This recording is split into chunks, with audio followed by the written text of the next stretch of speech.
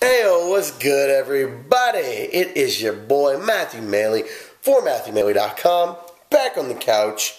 It is Friday night, and I got a really good movie for y'all. I'll say first off, this is not a double feature. I know the first 2 weeks of the year I did double features for you guys, and I apologize I didn't this week. I actually was planning on watching a second flick, but ended up started watching Deadwood.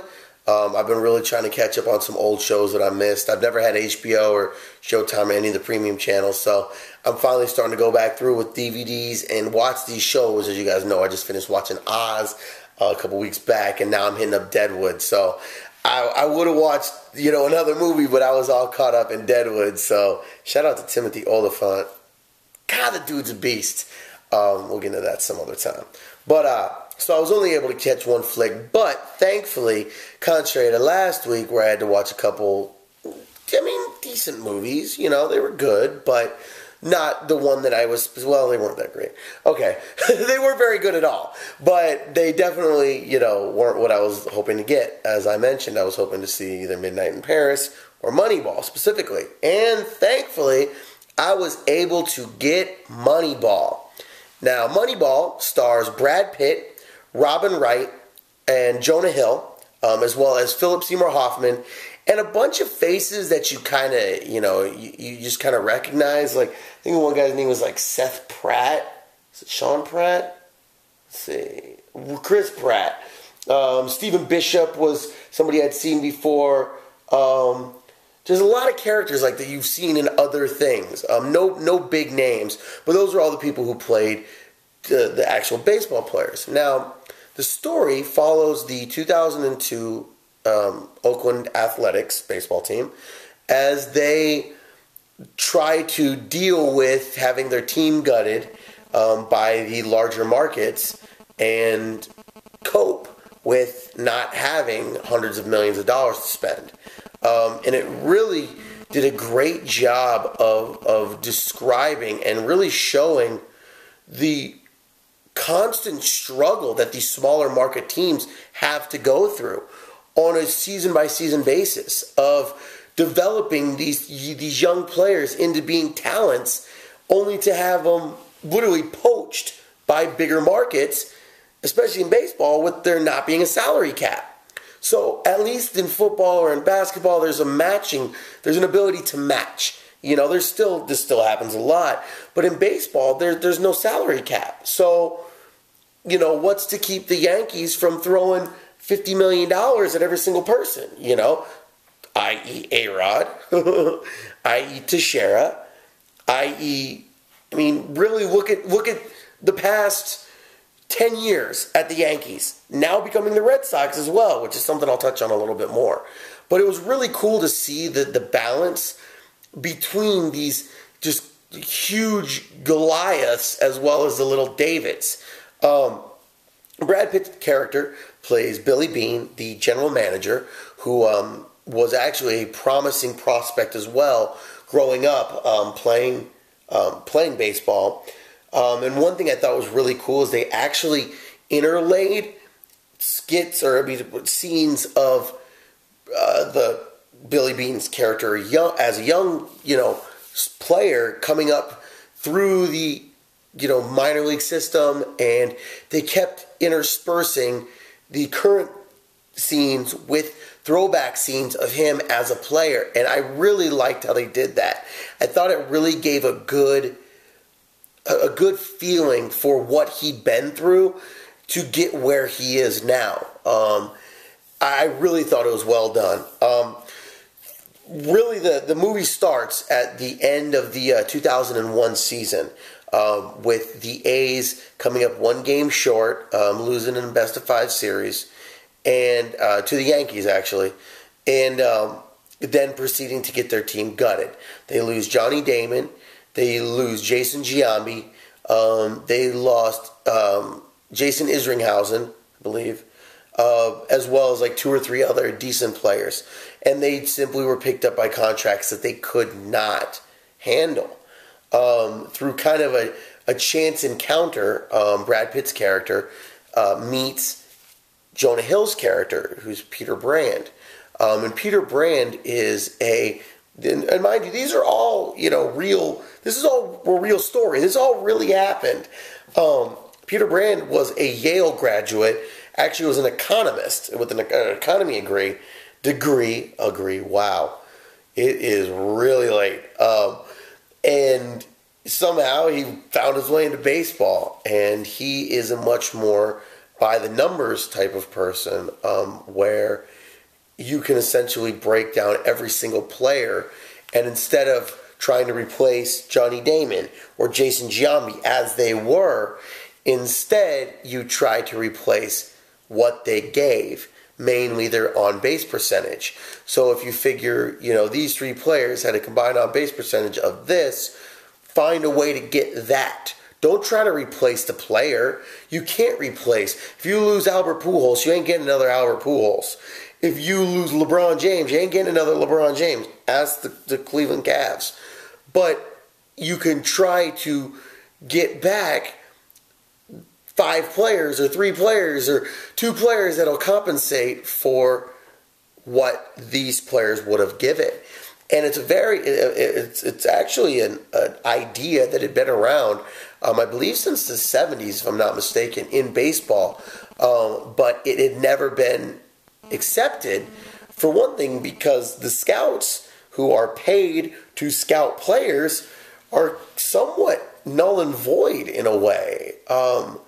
When you can literally break down every single player to essentially a computer program, and playing off of their strengths, it really caused a lot of waves, to be quite honest.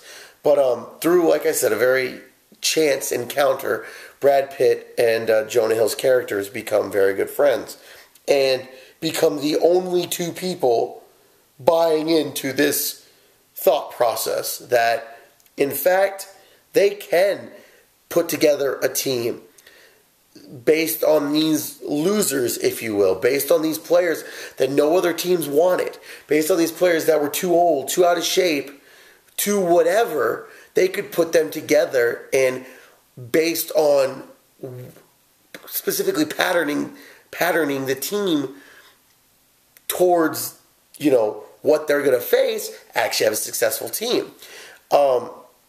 The acting by Brad Pitt, he's a great actor. You could say whatever you want about him in his personal life, him and Angelina, him being a dick for leaving Jennifer Aniston, whatever. The dude can act. He is truly, in my opinion, one of the best talents of my generation. The thing is because his range isn't as wide as a Pacino, a De Niro, a Tom Hanks, he often gets overlooked, but I think he is truly one of the most believable characters of my generation, no matter what he's in. From, California way back in the day, to Ocean's 11, 12 and 13, to Fight Club, amazing movie, to this, he's just so well versed at everything that he does. I know I'm gushing over Brad Pitt, but dude's a beast. And I gotta say, Jonah Hill, man, you get one of these, man. I'm very impressed.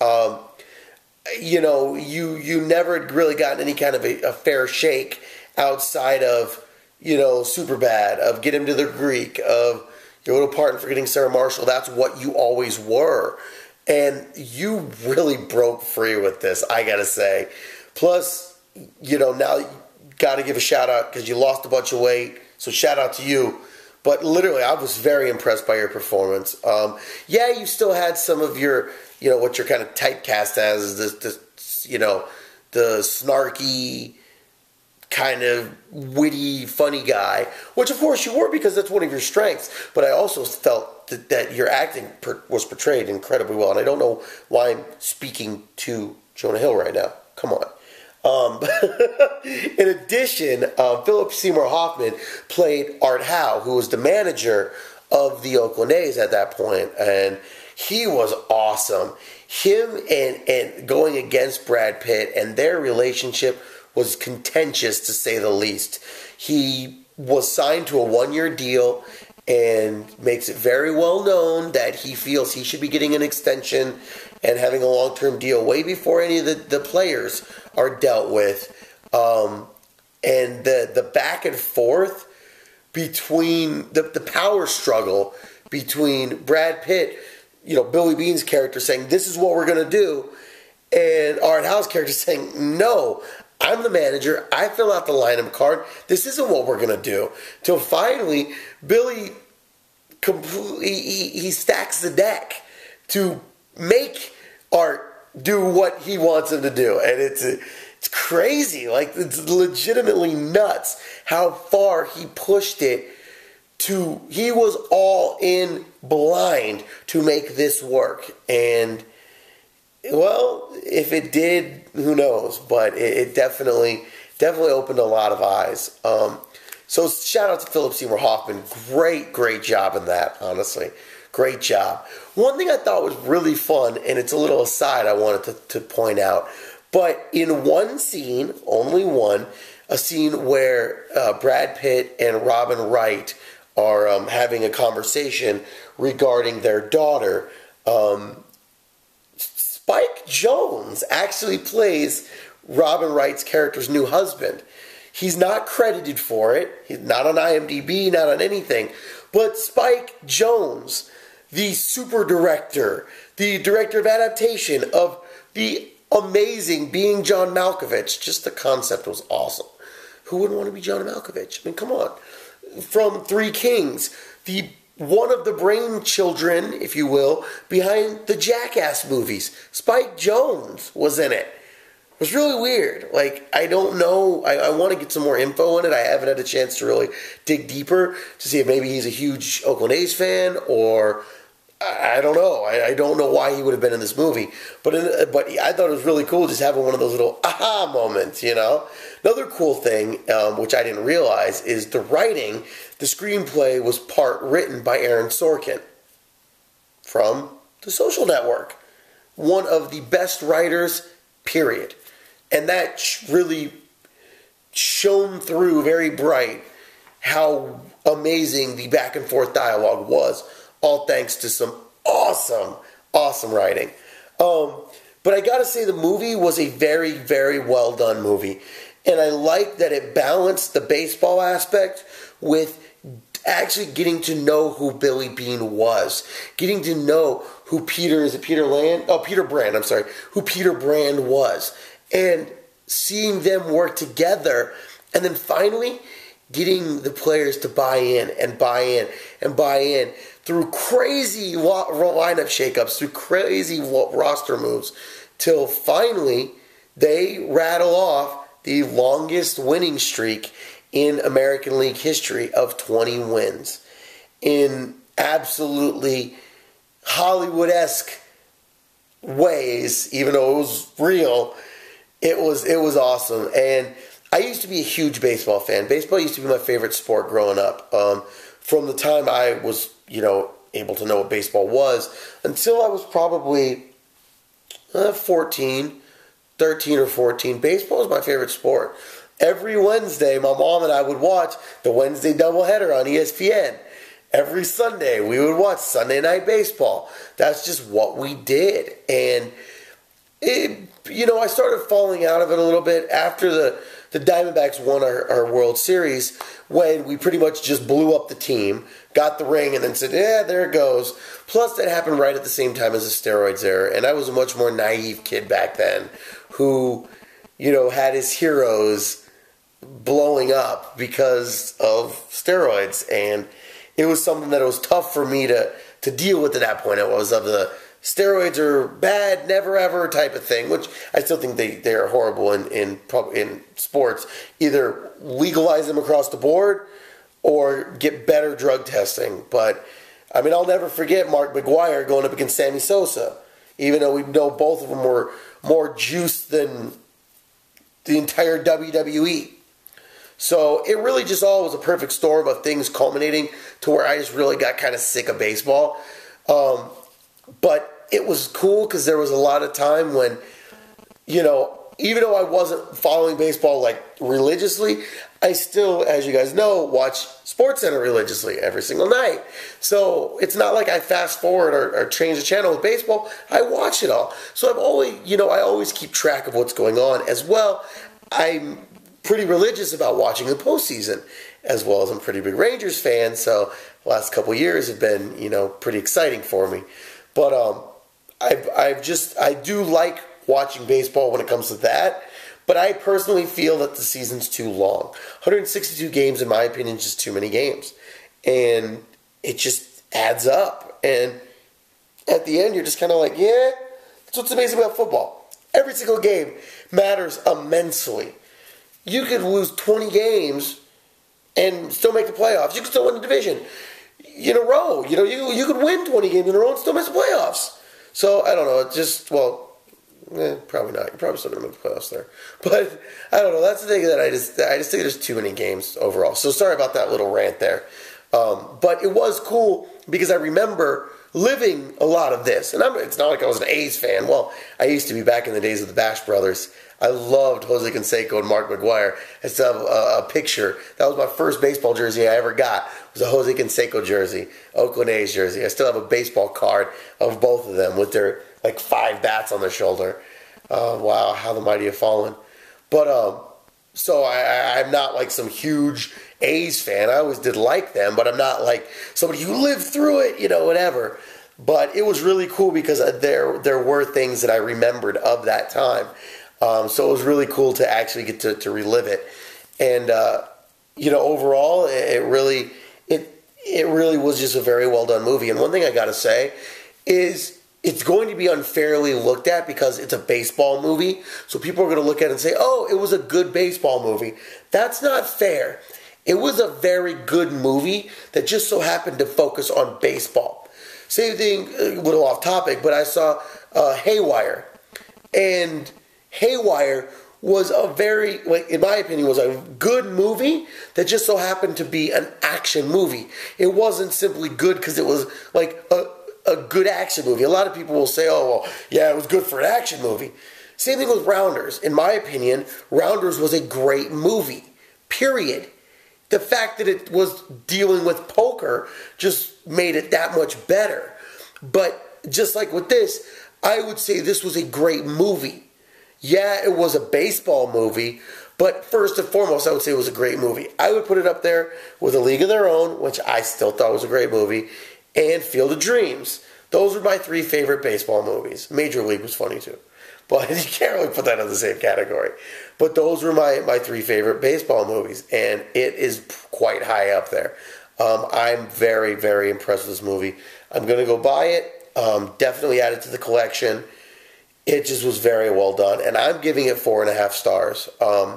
It wasn't a perfect movie, but it was definitely very well done, and I really think Brad Pitt could win.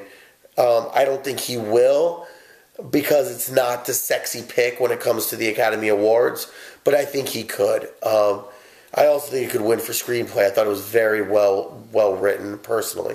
But overall, 4.5 star movie out of 5. In my opinion, that is a very good movie. Damn near classic. As you guys know, 1 star's bomb, 2's bad, 3's average, 3.5 is this kind of standard, 4 is good, 4.5 is very good, 5 is all-time classic. So 4.5 stars, really liked it, gonna go buy it, and shout out to everybody involved. It actually got me kind of excited for the baseball season coming up, to be quite honest. There's a scene in there where they're wheeling and dealing. Brad Pitt and Jonah Hill's characters are wheeling and dealing for some players and changing up the roster. And it's really the 2 of them and their receptionist. And it is one of the most fun scenes. Just truly fun. Not like, just blatantly fun. Not trying to be overly dramatic or overly funny or just watching it, it makes you want to be a baseball GM just for that, honestly. You guys will know the scene. I mean, there's only one scene like that where it's just the 2 of them and it doesn't have any scouts or anything. But it really was a very well done movie. I thought there were some great story arcs in it. Throughout it, I thought there were multiple points where everything came to a great culmination, and it was well done. It was also kind of cool because I wasn't a huge Ace fan, so I didn't remember a lot of the things to a T. So there were little details that I didn't really remember. So it was kind of exciting to see. And there's some touching of the Red Sox. That sounded kind of pause-worthy. Sorry about that. But the Red Sox are mentioned in it, and I think it's funny because they actually mention in the movie how the Red Sox followed the principles put forth by the A's to win their first championship since 1918. But now when you look at them, they have the third highest payroll in the league. So that's kind of funny. But overall, great movie, really showing that the little guys can stand up to the big guys and say we aren't taking it anymore, and the small market teams can compete. That's what it really did prove. And we've seen that. The Mavericks winning the championship, that's a small market team. The St. Louis Cardinals, small market team. Phillies, somewhat small market team. So overall, really liked the movie. So once again, I reviewed today on the weekly movie review Moneyball, starring Brad Pitt, Jonah Hill, Philip Seymour Hoffman, a bunch of other people. 4.5 stars. Loved it. Adding it to the collection, definitely, and highly recommend it. So go check it out. Let me know what you guys think. Did you love it? Did you hate it? Let me know. Did you think Brad Pitt did a good job? I do. And what about Jonah Hill? Do you think he did a good job? I thought he did a great job. So let me know what you guys think. And as always, leave a comment either on MatthewMaley.com or right here on YouTube, as well as maybe subscribe to the channel. Tell your friends about it. Watch it a few times. Like the video. I wouldn't mind. As always, follow your boy on Twitter at Matthew Maley. Stay tuned. This weekend got big football popping off. Going to be waking up early and tweeting the whole time live. So stay tuned at Matthew Maley. Of course, hit me up on Facebook. Search for your boy at Matthew Maley, or search for Matthew Maley Poker. That's where I put all my big updates. And as always, MatthewMaley.com. Best website in the world, as far as I'm concerned. Hey, if I don't believe it, you guys won't. So, got to start somewhere. And as always, thank you for always checking out my videos. Big shout out to everybody. And until the next video, your boy is out. Have a good weekend, y'all. Peace.